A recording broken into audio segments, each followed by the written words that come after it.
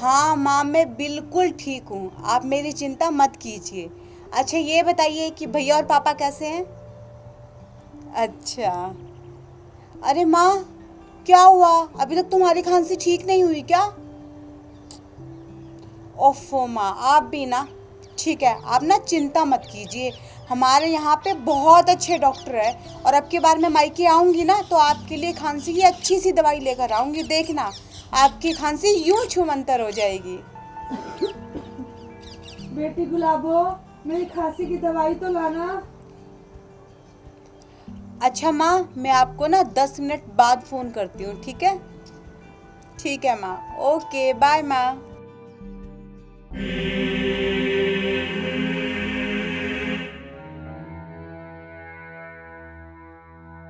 ए बुढ़िया, तू क्यों चिल्ला रही है? तुझे सांप लड़ गया क्या?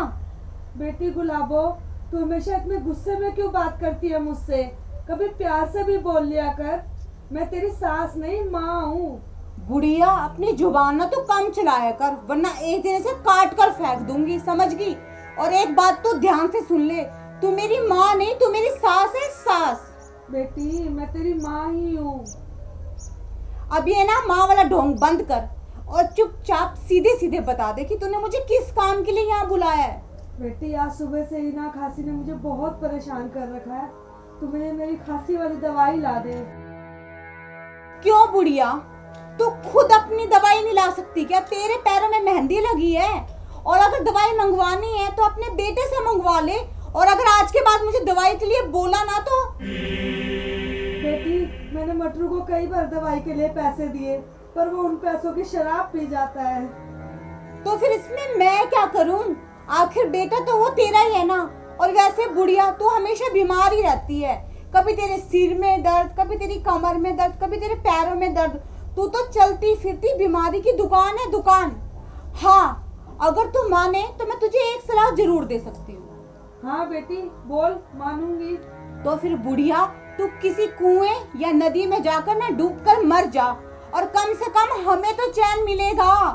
तू तो चलती फिरती बीमारी का घर है, मर जाएगी ना, कम से कम हम तो शांति से रह लेंगे। अब देख, सलाह तो मैंने तुझे बिल्कुल एक नंबर की दी है। अब तुझे मानना है कि तू इसे मानेगी या नहीं मानेगी। मतलब कि तू बीमारी में इसी तरह तड़प तड़प के मरना चाहती है, या फिर डूब कर।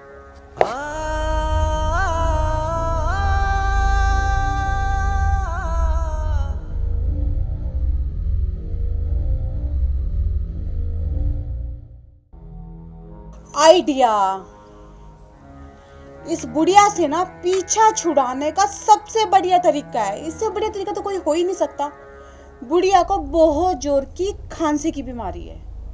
अगर मैं खांसी की दवाई के बहाने बुढ़िया को शराब पिला दूं तो बुढ़िया को नशा हो जाएगा, और फिर गांव के कुछ लोगों को बुलाकर बुढ़िया को मैं बदनाम कर दूंगी, और बेचारी बुढ़िया बदनामी के मारे वैसे शर्म से अपनी जान दे देगी, और बुढ़िया से हमेशा के लिए पीछा छूट जाएगा मेरा, और फिर इस घर में मालकिन बन के आराम से राज करूंगी मैं। वाह गुलाबो वाह, क्या दिमाग है तेरा। अब एक काम करती हूँ, जल्दी से ना इस काम को अंजाम देती हूँ।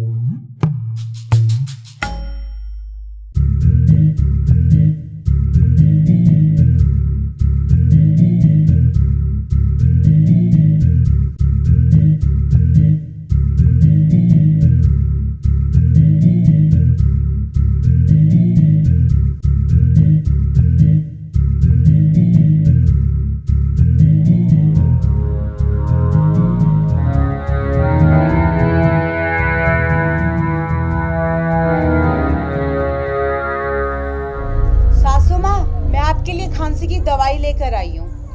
अरे मेरी बेटी, खुश रह तू, भगवान तेरा सदा भला करे। सासू माँ, डॉक्टर ने कहा है कि ये दवाई आपको एक बार में पूरी ही पीनी होगी, तब जाके आपकी ये खांसी खत्म होगी।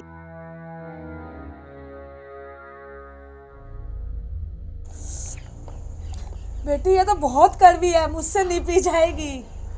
ओह वो मेरी भोली भाली सासू माँ, अच्छी दवाई हमेशा कड़वी होती है। लाओ, मैं ना इसे अपने हाथों से आपको पिलाऊंगी, और फिर देखना आपकी खांसी कैसी छूमंतर हो जाएगी। अरे पीजिए सासू माँ, आपकी खांसी ठीक करनी है ना।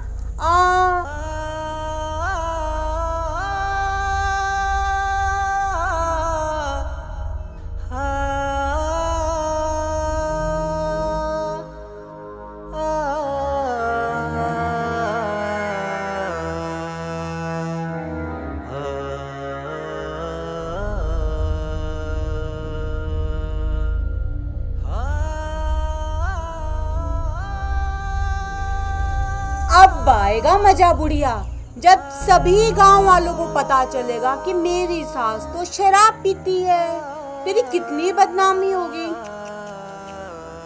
क्या तूने मुझे शराब पिलाई है? हाँ बुढ़िया, मैंने तुझे शराब ही पिलाई है। अब देख, मैं जल्दी से जाके ना सभी गांव वालों को बुला कर लेके आती हूँ, फिर देख तेरी कैसे बदनामी होती है। रुक तो 5 मिनट यहाँ।